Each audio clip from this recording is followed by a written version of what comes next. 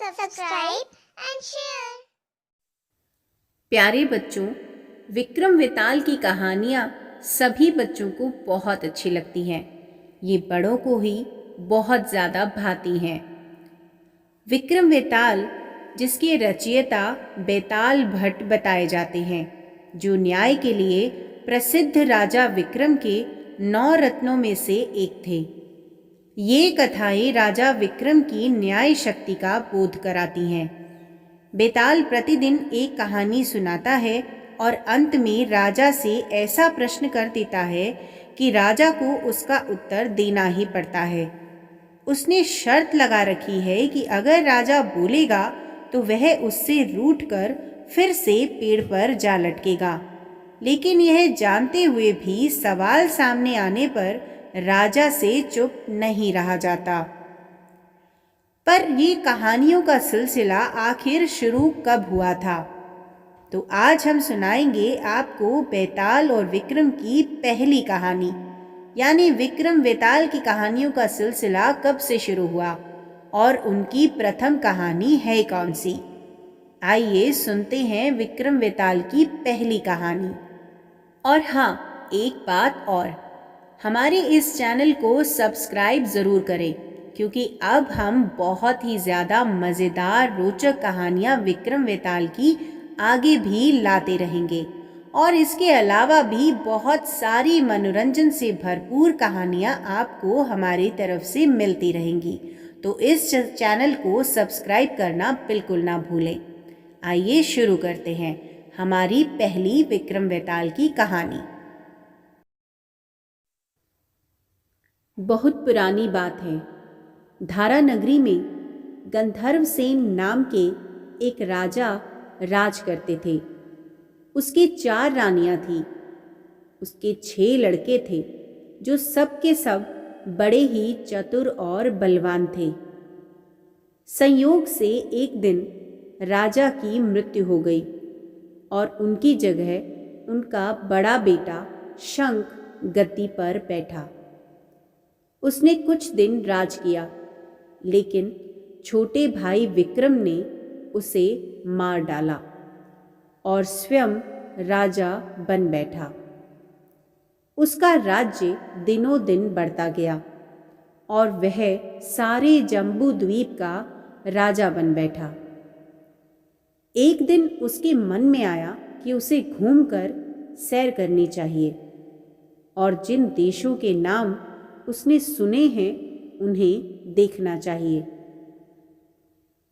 सो वह अपनी गद्दी अपने छोटे भाई भृतहरि को सौंपकर योगी बनकर राज्य से निकल पड़ा। उस नगर में एक ब्राह्मण तपस्या करता था। एक दिन देवता ने प्रसन्न होकर उसे एक फल दिया और कहा कि इसे जो भी खाएगा वह अमर हो जाएगा। ब्राह्मण ने वह फल लाकर अपनी पत्नी को दिया और देवता की बात भी बता दी। ब्राह्मणी बोली, हम अमर होकर क्या करेंगे? हमेशा भीख मांगते रहेंगे। इससे तो मरना ही अच्छा है। तुम इस फल को ले जाकर राजा को दे आओ और बदले में कुछ धन ले आओ। यह सुनकर ब्राह्मण फल लेकर राजा भृतहरि के पास गया और उसने सारा हाल कह सुनाया। भृतहरि ने फल ले लिया और ब्राह्मण को 1 लाख रुपए देकर विदा कर दिया। भृतहरि अपनी एक रानी को बहुत चाहता था। उसने महल में जाकर वह फल उसी को दे दिया। रानी की मित्रता शहर के कोतवाल से थी। उसने वह फल कोतवाल को दे दिया। कोतवाल एक वेश्या के पास जाया करता था। वह उस फल को उसने वेश्या को दे आया। वेश्या ने सोचा कि यह फल तो राजा को खाना चाहिए। वह उसे लेकर राजा भृतहरि के पास गई और उसे दे दिया। भर्तहरि ने उसे बहुत सा धन दे दिया, लेकिन जब उसने फल को अच्छी तरह से देखा तो पहचान लिया। उसे बड़ी चोट लगी, पर उसने किसी से कुछ भी कहा नहीं। उसने महल में जाकर रानी से पूछा कि तुमने उस फल का क्या किया? रानी ने कहा, मैंने उसे खा लिया। राजा ने वह फल निकालकर दिखा दिया। रानी घबरा गई और उसने सारी बात सच सच कह दी। भर्तहरि ने पता लगाया तो उसे पूरी बात ठीक ठाक मालूम हो गई। वह इससे बहुत दुखी हुआ। उसने सोचा, यह दुनिया माया जाल है, इसमें अपना कोई नहीं। वह फल लेकर बाहर आया और उसे धुलवाकर स्वयं खा लिया। फिर राजपाट छोड़ योगी का भेष बनाकर जंगल में तपस्या करने चला गया। भर्तहरि के जंगल में चले जाने से विक्रम की गद्दी सूनी हो गई। जब राजा इंद्र को यह समाचार मिला तो उन्होंने एक देव को धारा नगरी की रखवाली के लिए भेज दिया। वह देव रात दिन वहीं पर रहने लगा। भर्तहरि के राजपाट छोड़कर वन में चले जाने की बात विक्रम को जब मालूम हुई तो वह लौटकर अपने देश में आया। आधी रात का समय था। जब वह नगर में घुसने लगा तो देव ने उसे रोका। राजा ने कहा, मैं विक्रम हूं, यह मेरा राज है, तुम रोकने वाले कौन होते हो? देव बोला, मुझे राजा इंद्र ने इस नगर की चौकसी के लिए भेजा है। तुम सच्चे राजा विक्रम हो तो आओ, पहले मुझसे लड़ो। दोनों में लड़ाई हुई। राजा ने जरा सी देर में देव को पछाड़ दिया। तब देव बोला, हे राजन, तुमने मुझे हरा दिया, मैं तुम्हें जीवन दान देता हूं। इसके बाद देव ने कहा, राजन, एक नगर और एक नक्षत्र में तुम 3 आदमी पैदा हुए थे। तुमने राजा के घर में जन्म लिया, दूसरे ने तेली के और तीसरे ने कुम्हार के। तुम यहां का राज करते हो, तेली पाताल का राज करता था। कुम्हार ने योग साध कर तेली को मारकर शमशान में पिशाच बना सीरस के पेड़ से लटका दिया है। अब वह तुम्हें मारने की फिराक में है, उससे सावधान रहना। इतना कहकर देव चला गया और राजा महल में आ गया। राजा को वापस आया देखकर सबको बड़ी खुशी हुई। नगर में आनंद मनाया गया।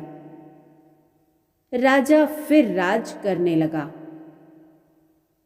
एक दिन की बात है कि शांतिशील नाम का एक योगी राजा के पास दरबार में आया और उसे एक फल देकर चला गया।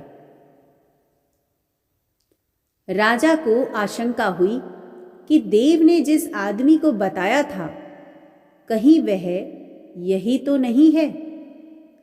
यह सोचकर उसने फल नहीं खाया और भंडारी को दे दिया। योगी आता और राजा को एक फल दे जाता। संयोग से एक दिन राजा अपना अस्तबल देखने गया था। योगी वहीं पहुंच गया और फल राजा के हाथ में दे दिया।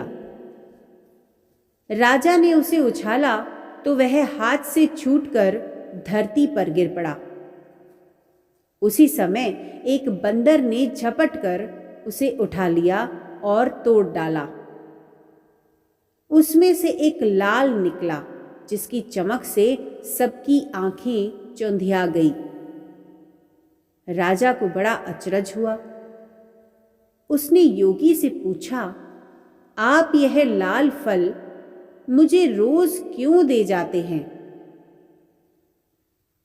योगी ने जवाब दिया, महाराज, राजा, गुरु, ज्योतिषी, वैद्य और बेटी, इनके घर कभी खाली हाथ नहीं जाना चाहिए। राजा ने भंडारी को बुलाकर पीछे के सब फल मंगवाए। तुड़वाने पर सब में से एक एक लाल निकला। इतने लाल देखकर राजा को बड़ा हर्ष हुआ। उसने जोहरी को बुलवाकर उनका मूल्य पूछा। जोहरी बोला, महाराज, ये लाल इतने कीमती हैं कि इनका मोल करोड़ों रुपए में भी नहीं आंका जा सकता। एक एक लाल एक एक राज्य के बराबर है। यह सुनकर राजा योगी का हाथ पकड़कर गद्दी पर ले गया। बोला, योगीराज, आप सुनी हुई बुरी बातें दूसरों के सामने नहीं कही जाती। राजा उसे अकेले में ले गया। वहां जाकर योगी ने कहा, महाराज, बात यह है कि गोदावरी नदी के किनारे मसान में से मैं एक मंत्र सिद्ध कर रहा हूं। उसके सिद्ध हो जाने पर मेरा मनोरथ पूरा हो जाएगा। तुम एक रात मेरे पास रहोगे तो मंत्र सिद्ध हो जाएगा। एक दिन रात को हथियार बांधकर तुम अकेले मेरे पास आ जाना। राजा ने कहा, अच्छी बात है। इसके उपरांत योगी दिन और समय बताकर अपने मठ में चला गया। वह दिन आने पर राजा अकेला वहां पहुंचा। योगी ने उसे अपने पास बिठा लिया। थोड़ी देर बैठकर राजा ने पूछा, महाराज, मेरे लिए क्या आज्ञा है? योगी ने कहा, राजन, यहां से दक्षिण दिशा में 2 कोस की दूरी पर मसान में एक सिरस के पेड़ पर एक मुर्दा लटका है। उसे मेरे पास ले आओ। तब तक मैं यहां पूजा करता हूं। यह सुनकर राजा वहां से चल दिया। बड़ी भयंकर रात थी। चारों ओर अंधेरा फैला था। पानी बरस रहा था। भूत प्रेत शोर मचा रहे थे। सांप आ आकर पैरों में लिपटते थे। लेकिन राजा हिम्मत से आगे बढ़ता गया। जब वह मसान में पहुंचा तो देखता क्या है कि शेर दहाड़ रहे हैं, हाथी चिंघाड़ रहे हैं, भूत प्रेत आदमियों को मार रहे हैं। राजा बेधड़क चलता गया और सिरस के पेड़ के पास पहुंच गया। पेड़ जड़ से फुनगी तक आग से दहक रहा था। राजा ने सोचा, हो ना हो यह वही योगी है जिसकी बात देव ने बताई थी। पेड़ पर रस्सी से बंधा मुर्दा लटक रहा था। राजा पेड़ पर चढ़ गया और तलवार से रस्सी काट दी। मुर्दा नीचे गिर पड़ा और दहाड़ मार मार कर रोने लगा। राजा ने नीचे आकर पूछा, तू कौन है? राजा का इतना कहना था कि वह मुर्दा खिलखिलाकर हंस पड़ा। राजा को बड़ा अचरज हुआ। तभी वह मुर्दा फिर पेड़ पर जा लटका। राजा फिर चढ़कर ऊपर गया और रस्सी काट मुर्दे को बगल में दबा नीचे आया। बोला, बता तू कौन है? मुर्दा चुप रहा। तब राजा ने उसे एक चद्दर में बांधा और योगी के पास ले चला।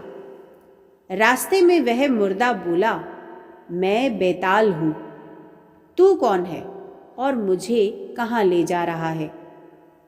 राजा ने कहा, मेरा नाम विक्रम है। मैं धारा नगरी का राजा हूं। मैं तुझे योगी के पास ले जा रहा हूं। बेताल बोला, मैं एक शर्त पर चलूंगा।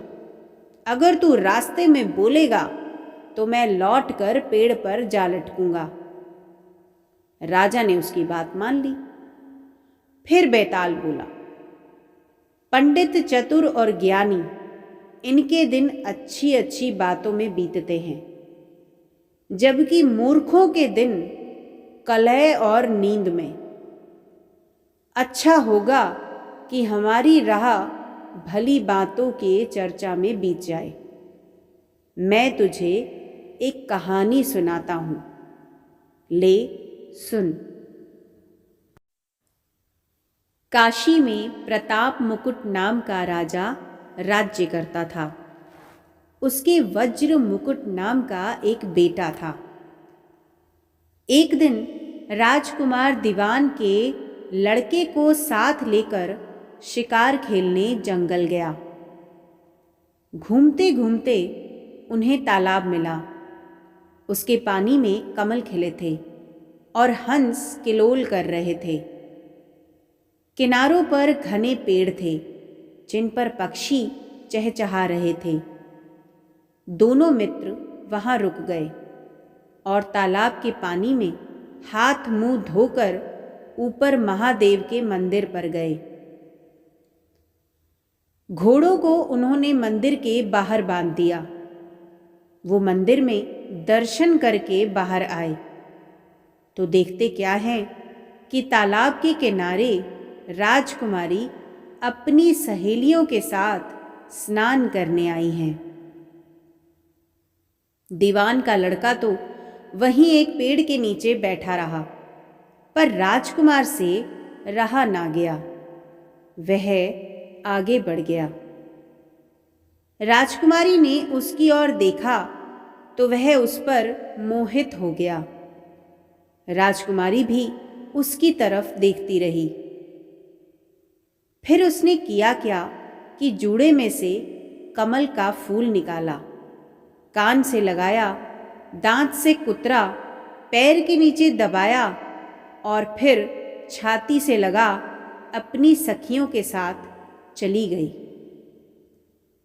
उसके जाने पर राजकुमार निराश हो अपने मित्र के पास आया और सब हाल सुनाकर बोला, मैं इस राजकुमारी के बिना अब नहीं रह सकता, पर मुझे ना तो उसका नाम मालूम है और ना ही ठिकाना। वह मुझे कैसे मिलेगी? दीवान के लड़के ने कहा, राजकुमार, आप इतना घबराएं नहीं, वह सब कुछ तो बता कर गई है। राजकुमार ने पूछा, कैसे? वह बोला, उसने कमल का फूल सिर से उतार कर कानों से लगाया तो उसने बताया कि मैं कर्नाटक की रहने वाली हूं। दांत से कुतरा तो इसका मतलब था कि मैं दंतबाट राजा की बेटी हूं। पांव से दबाने का अर्थ था कि मेरा नाम पद्मावती है। और छाती से लगाकर उसने बताया कि तुम मेरे दिल में बस गए हो। इतना सुनना था कि राजकुमार खुशी से फूल उठा।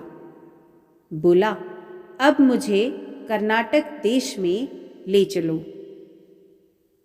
दोनों मित्र वहां से चल दिए। घूमते फिरते, सैर करते दोनों कई दिन बाद वहां पहुंचे। राजा के महल के पास गए तो एक बुढ़िया अपने द्वार पर बैठी चरखा कातती मिली। उसके पास जाकर दोनों घोड़े से उतर पड़े और फिर बोले, माई, हम सौदागर हैं, हमारा सामान पीछे आ रहा है, हमें रहने को थोड़ी जगह दे दो। उनकी शक्ल सूरत देखकर और बात सुनकर बुढ़िया के मन में ममता उमड़ आई। बोली, बेटा, तुम्हारा घर है, जब तक जी में आए रहो। दोनों वहीं पर ठहर गए। दीवान के बेटे ने उससे पूछा, माई, तुम क्या करती हो तुम्हारे घर में कौन कौन है? तुम्हारी गुजर कैसे होती है? बुढ़िया ने जवाब दिया, बेटा, मेरा एक बेटा है जो राजा की चाकरी में है। मैं राजा की बेटी पद्मावती की धाय थी। बूढ़ी हो जाने से अब घर में रहती हूँ। राजा खाने पीने को दे देता है। दिन में एक बार राजकुमारी को देखने महल में जाती हूँ। राजकुमार ने बुढ़िया को कुछ धन दिया और कहा, माई, कल तुम वहाँ जाओ तो राजकुमारी से कह देना कि जेठ सुदी पंचमी को तुम्हें तालाब पर जो राजकुमार मिला था वह आ गया है। अगले दिन जब बुढ़िया राजमहल गई तो उसने राजकुमार का संदेशा उसे दे दिया। सुनते ही राजकुमारी ने गुस्सा होकर हाथों में चंदन लगाकर उसके गाल पर तमाचा मारा और कहा, मेरे घर से निकल जा। बुढ़िया ने घर आकर सब हाल राजकुमार को कह सुनाया। राजकुमार हक्का बक्का रह गया। तब उसके मित्र ने कहा, राजकुमार, आप घबराए नहीं, उसकी बातों को समझें। उसने देसों उंगलियां सफेद चंदन में मारी। इससे उसका मतलब ये है कि अभी 10 रोज चांदनी के हैं। उनके बीतने पर मैं अंधेरी रात में मिलूंगी। 10 दिन के बाद बुढ़िया ने फिर राजकुमारी को खबर दी तो इस बार उसने केसर के रंग में 3 उंगलियां डुबोकर उसके मुंह पर मारी और कहा, भाग यहां से। बुढ़िया ने आकर सारी बात फिर से राजकुमार को सुना दी। राजकुमार शोक से व्याकुल हो गया। दीवान के लड़के ने समझाया, इसमें हैरान होने की क्या बात है? उसने कहा है कि मुझे मासिक धर्म हो रहा है, 3 दिन और ठहरो। 3 दिन बीतने पर बुढ़िया फिर वहां पहुंची। इस बार राजकुमारी ने उसे फटकार कर पश्चिम की खिड़की से बाहर निकाल दिया। उसने आकर राजकुमार को बता दिया। सुनकर दीवान का लड़का बोला, मित्र, उसने आज रात को तुम्हें उस खिड़की की राह में बुलाया है।